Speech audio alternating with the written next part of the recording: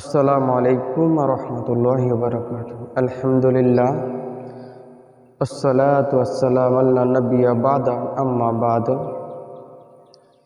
সমস্ত প্রশংসা মহান আল্লাহ সুবহানাহু ওয়া তাআলার জন্য। দুরূদ ও সালাম ও শান্তি বর্ষিত হোক আমাদের প্রিয় নবী মুহাম্মদ সাল্লাল্লাহু আলাইহি সাল্লামের প্রতি। শত কোটি দুরূদ ও সালাম। আল্লাহুম্মা সাল্লি আলাইহি আল্লাহুম্মা বারিক আলাইহি। আজকে আলোচনার বিষয় নিয়ে এসেছি আমি।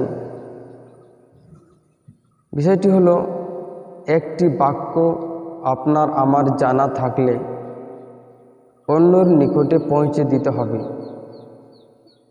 অন্যথায় আপনি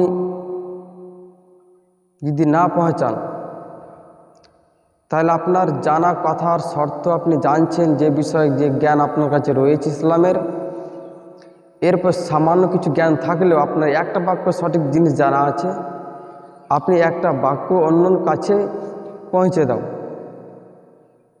মিশকাতুল মাসাবি হাদিস নাম্বার 198। আবদুল্লাহ বিন উমর রাদিয়াল্লাহু তাআলা আনহু থেকে হাদিস বর্ণনা করে তিনি বলেন, রাসূল সাল্লাল্লাহু আলাইহি ওয়াসাল্লাম বলেছেন, এবং এই হাদিসটি আরও পুনরায় পাবেন সহিহুল বুখারী হাদিস নাম্বার 3461। আল্লাহ নবী বলেন, বাল্লিগু আন্নী আয়া, একটি বাক্য আমার পক্ষ থেকে জানা থাকলো তোমার অন্য নিকটে পৌঁছে দাও। তাহলে আমাদের এটা দায়িত্ব, পৌঁছে দিতে হবে।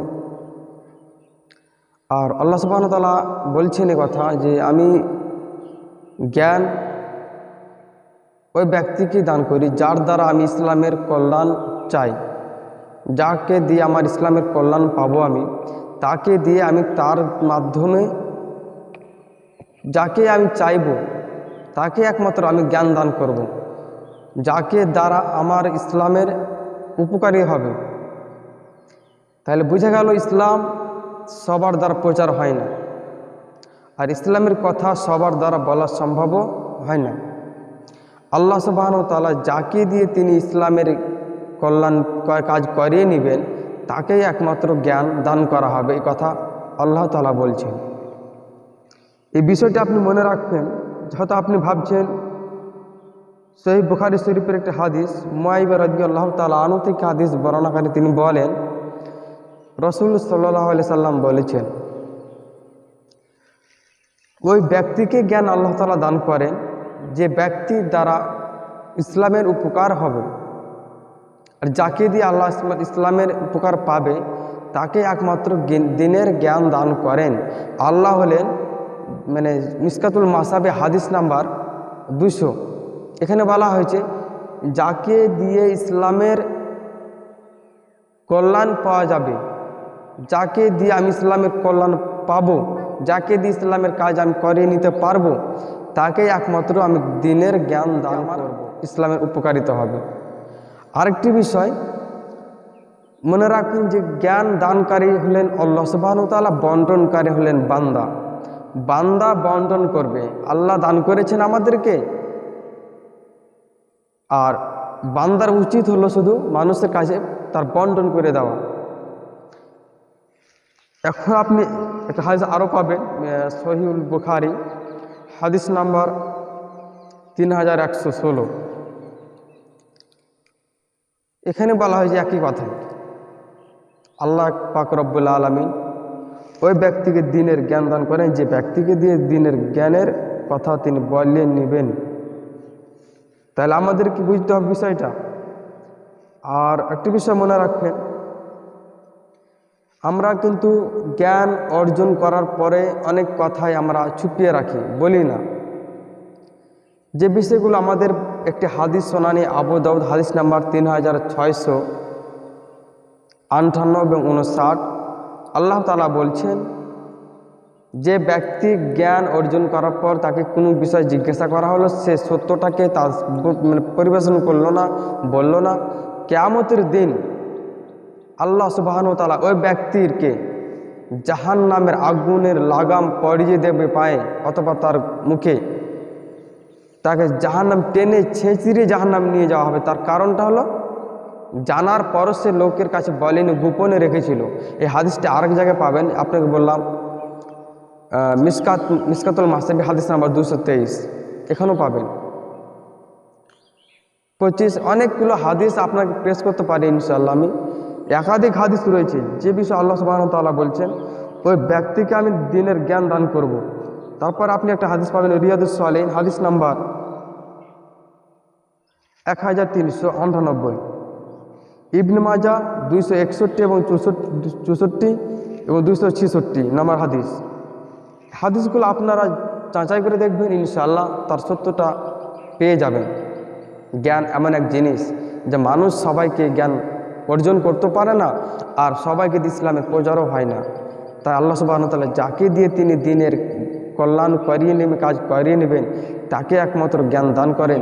আমার বিষয়ে কয়েকজন তিনি ভাই প্রশ্ন করেছিলেন আমাকে, এই উদ্দেশ্যে একটা ভিডিও বানালাম যে আমাকে বলা হয় সঠিক থাকে আপনাকে মেনে নিতে হবে, যদি আপনি না মানেন সেটা আমার কোনো কিছু যায় আসে না। কারণ বাণী সূরা নাহলে 82 নম্বর আয়াত আল্লাহ সুবহানাহু ওয়া তাআলা বলেছেন, তোমরা সত্যটা মানুষকে জানিয়ে দাও, যেভাবে হোক যে করে হোক তুমি বলে দাও, মানা না মানা তার ব্যাপার। আরেকটা দুটি আয়াত পাবেন সূরা আম্বিয়া 7 নম্বর আয়াত, সূরা নাহলের 43-44 নম্বর আয়াত। আল্লাহ সুবহানাহু ওয়া তাআলা বলছেন, যখন আমরা কোনো ব্যক্তির কাছ থেকে কিছু জেনে নেব, শিখে নেব, তখন আমাদের উচিত দলিল প্রমাণ সহকারে, স্পষ্ট সবুজ সহকারে এটি জিনিস আমরা জেনে নিতে হবে।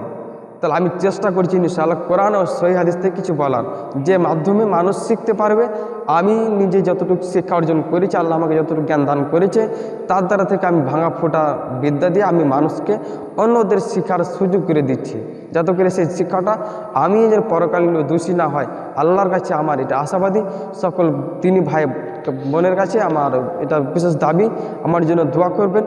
পরকাল আল্লাহ সুবহানাহু ওয়া তাআলা আমার জন্য নাজাতের রাস্তা বের করেন, দুনিয়া ও পরকাল আখিরাত। এখন সকল দিনী ভাই বোনের জন্য আমি দোয়া রাখি, আল্লাহ সুবহানাহু ওয়া তাআলা সকল দিনী ভাই বোনকে দুনিয়াতেও আখিরাতেও কল্যাণময় রাস্তা দেখাবেন, এটা আমি আশা করি ইনশাআল্লাহ।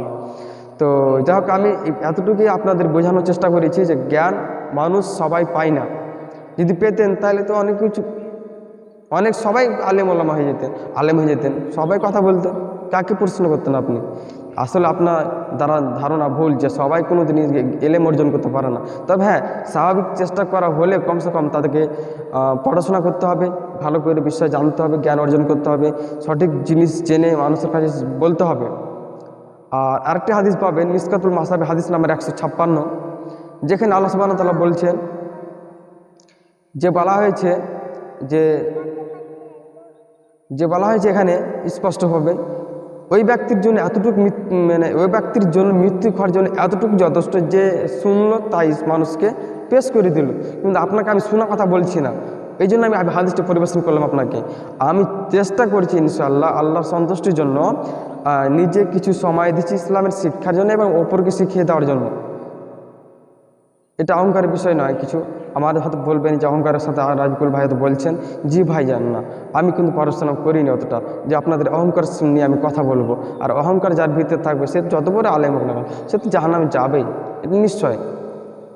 বুঝেছেন? তাই আমার জন্য দোয়া করবেন বেশি বেশি করে, যে আল্লাহ সুবহানাহু ওয়া তাআলার কাছে আমি যেন সর্বদা সর্বসময় বেশি স্পষ্টভাবে মানুষের সামনে ইসলামের কথা পরিবেশন করতে পারি, দিন ইসলামকে নিয়ে সত্যটা উন্মুক্ত করে তুলে ধরতে পারি। এটার জন্য আমার জন্য দোয়া করবেন। আমি সকল দিনী ভাই বোন কাছে এটা আমার জোরালো দাবি। আসলে ধারণা করবেন না কারো উপরে, ধারণা বড় মহাপাপ, অন্যায়, অপরাধ। আপনাদের যথেষ্ট আমি চেষ্টা করেছি দলিল দিয়ে, রেফারেন্স দিয়ে কথা বলার। আমার ভিডিওগুলো দেখার পরে নিজে শিখে অন্যদের শেখার সুযোগ করে দিবেন, নিজে শিখে অন্যদের শেখার সুযোগ করে দিবেন, অর্থাৎ শেয়ার করার চেষ্টা করবেন, যাতে করে মানুষ শেখে এবং নিজের জ্ঞান অর্জন করার চেষ্টা করে। এটাই আমার সকল দিনী ভাই বোন আমি দাবি। আমি আমার বক্তব্য এখান থেকে রীতি করলাম। সুবহানাকাল্লাহুম্মা ওয়া বিহামদিকা আশহাদু আল্লা ইলাহা ইল্লা আনতা আস্তাগফিরুকা ওয়া আতুবু ইলাইক। আসসালামু আলাইকুম ওয়া রাহমাতুল্লাহি ওয়া বারাকাতুহু।